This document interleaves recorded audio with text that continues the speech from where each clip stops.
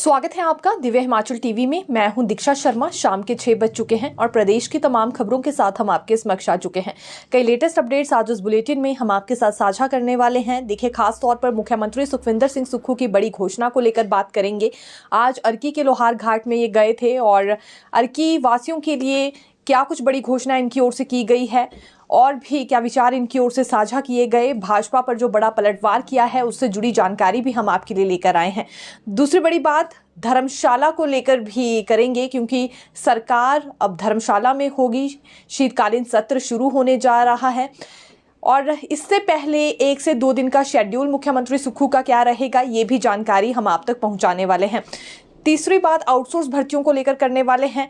देखिए, आउटसोर्स भर्तियां फंस गई हैं, लेकिन इसी बीच सरकार की ओर से भी एक प्लानिंग की जा रही है कि कैसे आउटसोर्स भर्तियों को करने का रास्ता खोला जाए। ये क्या सोच विचार राज्य सरकार की ओर से किया गया है, ये भी जानकारी आप तक पहुंचाने वाले हैं। स्कूल छुट्टियों को लेकर एक और नया प्रस्ताव सामने आ गया है। देखिए, इससे पहले विभाग की ओर से ये तय किया गया था कि डेप्यूटी कमिश्नर्स को शक्तियां दे दी जाएंगी कि स्थिति को देखते हुए वो अवकाश दे सकते हैं अपने इलाके में स्कूलों में। लेकिन यहाँ कुछ नया प्रस्ताव शिक्षक संगठनों की ओर से दिया गया है। शिक्षक संगठनों का इस बारे में क्या मानना है और जो प्रस्ताव दिया गया है क्या वो अन्य संगठनों की ओर से भी मान्य होगा, ये बड़ा सवाल है, क्योंकि विभिन्न शिक्षक संगठन हैं, सभी अलग अलग राय रखते हैं। लेकिन डेप्यूटी कमिश्नर को सभी शक्तियां देने से इनकार इस शिक्षक संगठन ने आखिरकार क्यों कर दिया है, ये भी जानकारी इसी बुलेटिन में हम आप तक पहुंचाने वाले हैं। लेकिन शुरुआत मौसम से करना चाहेंगे। देखिए, पिछले कल रात की बात करें तो शिमला में रात का तापमान सबसे ज़्यादा रिकॉर्ड दर्ज किया गया है। हालांकि दूसरी बात ऊना या कांगड़ा की करें तो वहाँ माइनस में टेम्परेचर दर्ज हुआ है। दरअसल कोहरा पड़ने की वजह से इन जगहों पर माइनस में टेम्परेचर दर्ज हो रहा है। लेकिन वहीं शिमला का रात को जो तापमान दर्ज किया गया वो सबसे ज़्यादा रिकॉर्ड किया गया है। तो ये एक बड़ी जानकारी कहेंगे, क्योंकि शिमला में अन्य इलाकों के कंपैरिजन में कोहरा काफ़ी कम पड़ रहा है। वहीं मैदानी इलाकों में येलो अलर्ट भी जारी किया गया है। कोहरा पड़ने पर सड़कों पर फिसलन हो सकती है और जिन सड़कों से पानी गुजरता है वहां पर ज़्यादा समस्या उत्पन्न हो सकती है, क्योंकि पानी जब जम जाया करता है तो फिसलन पैदा होती है और कोई दुर्घटना भी पेश आ सकती है। इसी वजह से सतर्क होकर ही गाड़ी चलाने के लिए कहा गया है। हालांकि इस बार पीडब्ल्यूडी और प्रशासन सरकार की ओर से ये कोशिश की जा रही है कि ऐसी नौबत ही ना आने दी जाए। अगर बर्फबारी होती भी है तो ज़्यादा समय तक सड़कें बंद नहीं रखी जाएंगी। तुरंत प्रभाव से सड़कों को खोलने का काम शुरू होने वाला है। 20 दिसंबर तक अभी मौसम साफ ही बना रहेगा। हालांकि सुबह शाम कोहरे का येलो अलर्ट जरूर मैदानी इलाकों में जारी किया गया है, जिसमें कि ऊना है, कांगड़ा भी है। कुल्लू में 2 मकान जलकर राख हो गए हैं। हालांकि ये एक ही संयुक्त मकान बताया जा रहा है। ये 3 भाइयों का मकान था, जिसमें 2 सगे भाई और एक चचेरा भाई बताया जा रहा है। बीती रात को ये घटना पेश आई कि आग लग गई। हालांकि आग लगने का कारण फिलहाल शॉर्ट सर्किट यहाँ बताया जा रहा है, लेकिन नुकसान काफी ज्यादा हो गया। घर में जो कुछ कैश रखा था वो भी जल गया, पूरा सामान जल गया। गौशाला में एक गाय और 2 बकरियां भी आग की भेंट चढ़ गई हैं। इसी तरह से एक किराने की दुकान थी जिसका पूरा राशन जल गया है। हालांकि ये 3 भाइयों का मकान था और एक भाई की फैमिली को खिड़की से निकाला गया है। इस तरह की स्थिति वहां पर उत्पन्न हो गई थी। फौरी राहत के तौर पर 15,000 की राशि इन परिवारों को दे दी गई है, लेकिन इनका कंबल, तरपाल, बर्तन और सब कुछ जलकर राख हो गया है। इसी तरह से 2 रसोई घर भी इनके जल गए हैं। 6 कमरों की ये 2 मंजिलें थी जो पूरी तरह से जलकर राख हुई है। अभी स्थानीय लोग इनकी मदद करने के लिए वहां जरूर पहुंचे हैं, लेकिन प्रशासन की ओर से भी फौरी राहत इन्हें जरूर पहुंचा दी गई है।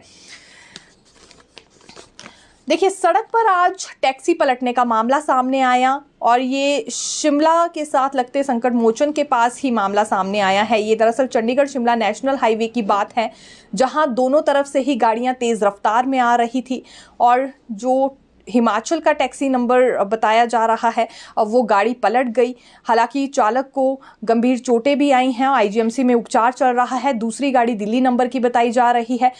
इस गाड़ी को भी काफ़ी ज़्यादा नुकसान पहुंचा, लेकिन गनीमत ये रही कि जान दोनों तरफ की सवारियों की बच गई है। हल्की चोटें ज़रूर उस गाड़ी के लोगों को भी आई है जो कि दिल्ली नंबर की गाड़ी में सवार थे।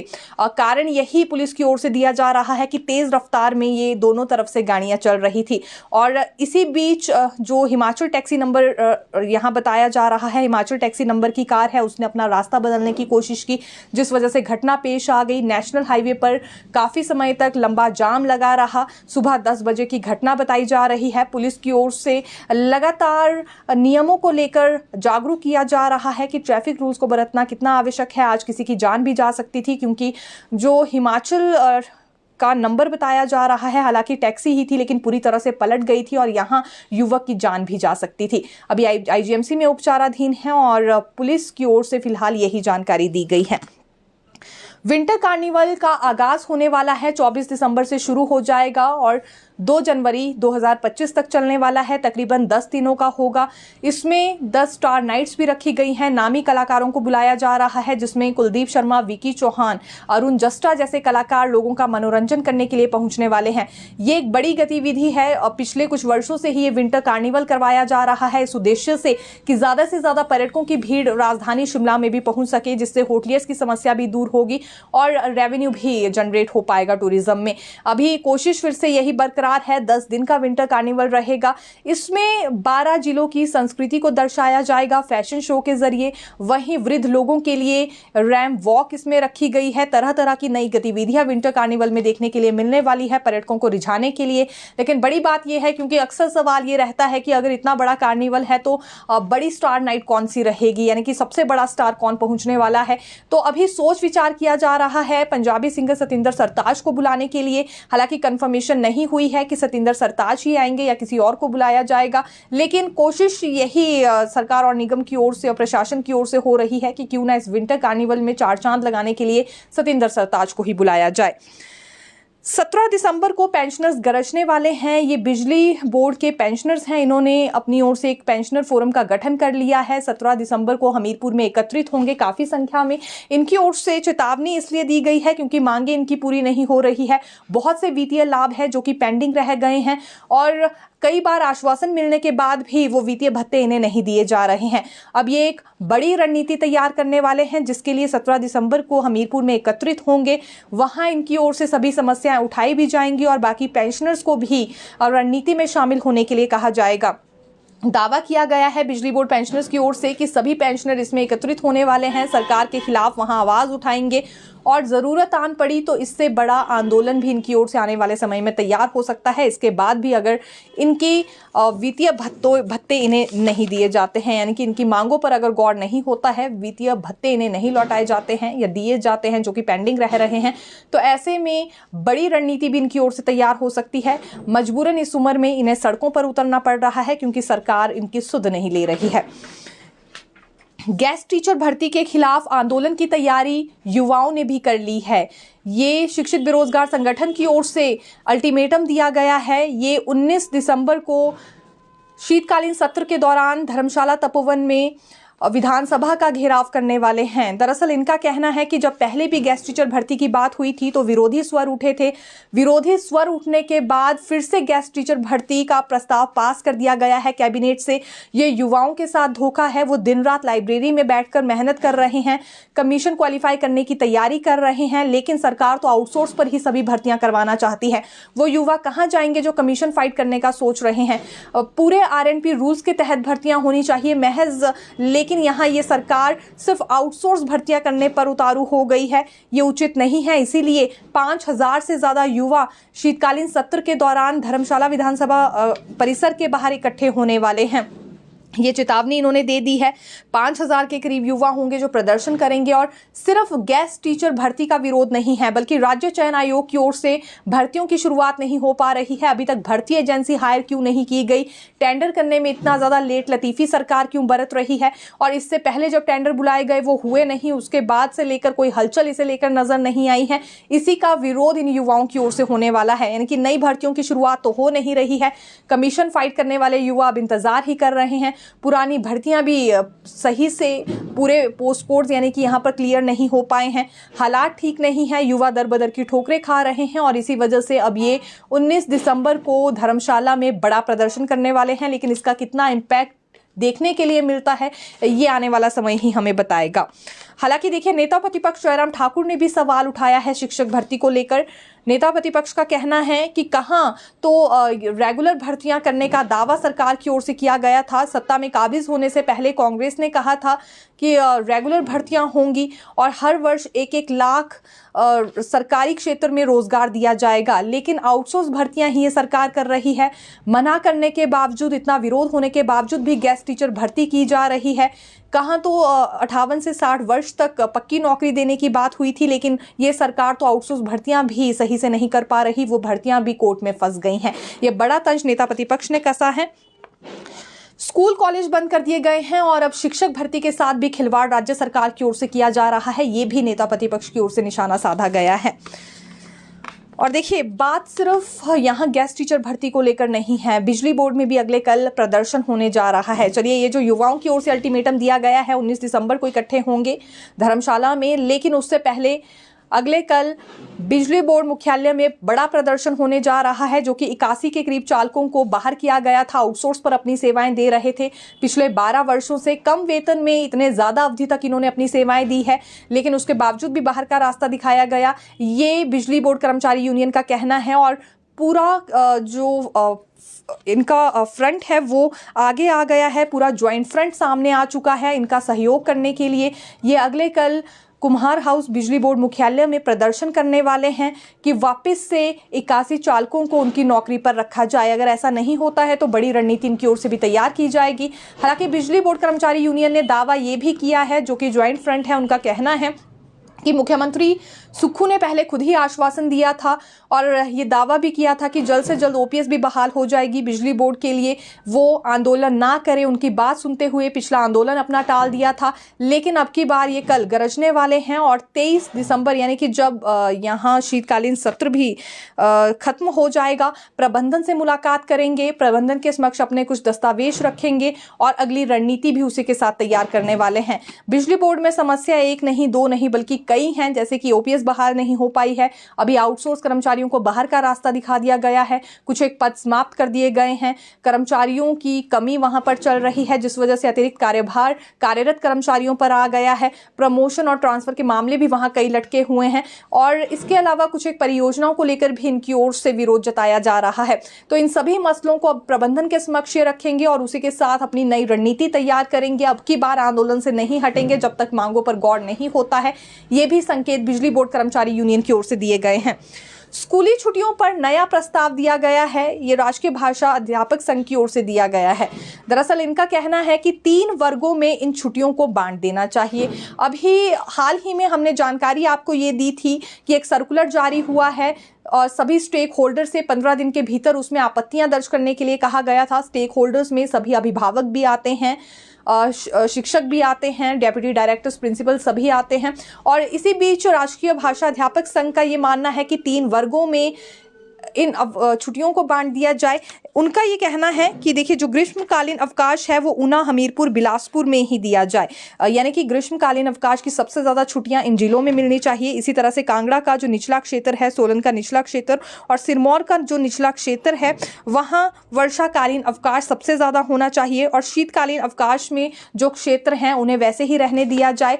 ये 3 वर्गों में इस तरह से छुट्टियाँ बांटी जाए, ये सुझाव इनकी ओर से दिया गया है। हालांकि काफ़ी ज़्यादा कन्फ्यूजन वाला सुझाव है। और दूसरी बात ये कि डेप्यूटी कमिश्नर को ये शक्तियां ना दी जाएं पूरी तरह से कि स्थिति को देखते हुए वो अवकाश बढ़ा भी सकते हैं, घटा भी सकते हैं, इससे शिक्षकों को ही परेशानियां आएंगी। इनका ये मानना है कि जब कोई भी शिक्षक प्लानिंग करेगा अपनी फैमिली के साथ कहीं बाहर जाने की या होम टाउन जाने की या कहीं और भ्रमण पर जाने की, तो परेशानियां उसके समक्ष आएंगी। सरकार के पास ये शक्तियां रहनी चाहिए ताकि उसी अकॉर्डिंग ये अपना भी प्लान कर सके। डेप्यूटी कमिश्नर को जब स्थिति नजर आएगी कि ठीक नहीं है तो वो उसी हिसाब से छुट्टियां बढ़ा देंगे या घटा भी देंगे, लेकिन शिक्षकों पर और उनके परिवार पर इसका बड़ा असर पड़ने वाला है। और कुछ डेप्यूटी कमिश्नर इस बारे में शिक्षकों को परेशान भी कर सकते हैं। आने वाले समय में बार बार ऐसी स्थिति उत्पन्न हो सकती है, इसलिए ज़रूरी है कि सरकार के पास ही अधिकतर छुट्टियों को लेकर शक्तियां रहें और जब आपातकालीन स्थिति हो, जैसे कि मानसून पीक पर है या गर्मी का प्रकोप ज़्यादा बढ़ गया है, उसी वक्त डेप्यूटी कमिश्नर को ये शक्तियां दी जानी चाहिए। देखिए, मुख्यमंत्री सुखविंदर सिंह सुक्खू की ओर से आज एक बड़ी घोषणा की गई है। यर्की के लोहार घाट में गए थे और जहां जनता को संबोधित करते हुए 3 से 4 बड़ी बातें इन्होंने कही। पहली बात तो ये कि यदि गोबर से मक्की की फसल उगाई जाएगी तो उस मक्की को 30 रुपए किलो के हिसाब से सरकार खरीदेगी। ये अनाउंसमेंट इन्होंने की, हालांकि पहले भी कई मर्तबा कह चुके हैं, लेकिन आज भी वहां ग्रामीणों को संबोधित करते हुए इनकी ओर से ये जानकारी दी गई। दूसरी बड़ी बात इन्होंने ये कही है कि मनरेगा के तहत जितने भी लोग कार्यरत हैं, आज तक उन्होंने कोई मांग नहीं उठाई। किसान, बागवान कभी सचिवालय तक आंदोलन करते हुए नहीं पहुंचे। हालांकि सरकारी कर्मचारी या युवा अक्सर आंदोलन करते हैं अपनी मांगों को मनवाने के लिए, लेकिन छोटे वर्ग कभी इस तरह से सामने नहीं आए और वो अच्छे से छोटे वर्गों का दर्द जानते हैं। इसीलिए गोबर खरीद प्रक्रिया या दूध का रेट बढ़ा देना, इस तरह के फैसले उनकी ओर से लिए जा रहे हैं। भाजपा पर पलटवार करते हुए मुख्यमंत्री ने ये कहा कि महज संस्थान खोल देने से विकास नहीं हो जाता है, बल्कि जरूरी है कि स्वास्थ्य क्षेत्र में सुधार लाया जाए, शिक्षा क्षेत्र में सुधार लाया जाए। इसके लिए कई कदम भी सरकार की ओर से अपनाए गए हैं और भर्तियां भी अब स्कूलों में हो रही है। खासतौर पर दुर्गम क्षेत्रों में जहां शिक्षकों की कमी सबसे ज्यादा खलती थी, वहीं शिक्षकों की भर्ती अब होने जा रही है। जनता की भावना को ठेस पहुंचाई है भाजपा ने, जैसे कि नोटों से यहां पर सरकार गिराने की कोशिश की गई। ये जनमत को ठेस पहुंचाना है, इसके लिए जनता उन्हें कभी माफ नहीं करेगी और आप भी कभी माफ मत कीजिएगा। ये शब्दों का इस्तेमाल भी आज मुख्यमंत्री सुक्खू की ओर से वहां किया गया। हालांकि लोहार घाट के लोगों के लिए एक बड़ी घोषणा ये की गई है कि वहां सब तहसील बनाई जाएगी। ये मांग अक्सर अर्की के लोहार घाट के लोगों की ओर से उठाई जाती थी और अनाउंसमेंट मुख्यमंत्री की ओर से कर दी गई है। अब देखिए, शीतकालीन सत्र शुरू होने जा रहा है धर्मशाला तपोवन में और ये 18 से 21 दिसंबर तक होगा। हालांकि इस बीच कई बड़े प्रदर्शन भी होने वाले हैं, लेकिन मुख्यमंत्री सुक्खू के शेड्यूल को लेकर जानकारी दे तो आज अर्की के लोहार घाट और नालागढ़ के बाद ये अगले कल शिमला में ही रहने वाले हैं। ठीक उससे एक दिन बाद यानी कि 17 दिसंबर को धर्मशाला निकल सकते हैं, क्योंकि कांग्रेस विधायक दल की बैठक भी वहां है और बीच में यहाँ जीएसटी काउंसिल की बैठक भी होने जा रही है जैसलमेर में, जिसके लिए मुख्यमंत्री जा सकते हैं। अभी हालांकि ऐसी कंफर्मेशन है नहीं, लेकिन संभावनाएं पूरी बनी है। मुख्यमंत्री क्योंकि कई दफा पहले ये संकेत दे चुके हैं कि वहां हिमाचल से जुड़ी कई समस्याएं भी ये केंद्रीय मंत्री के समक्ष रखने वाले हैं। और वहीं देखिए, अभी शीतकालीन सत्र की शुरुआत होने जा रही है। ठीक इससे पहले शिक्षा मंत्री रोहित ठाकुर ने सचिवालय में अगले कल बड़ी बैठक बुला ली है। अधिकारियों के साथ बैठक करेंगे।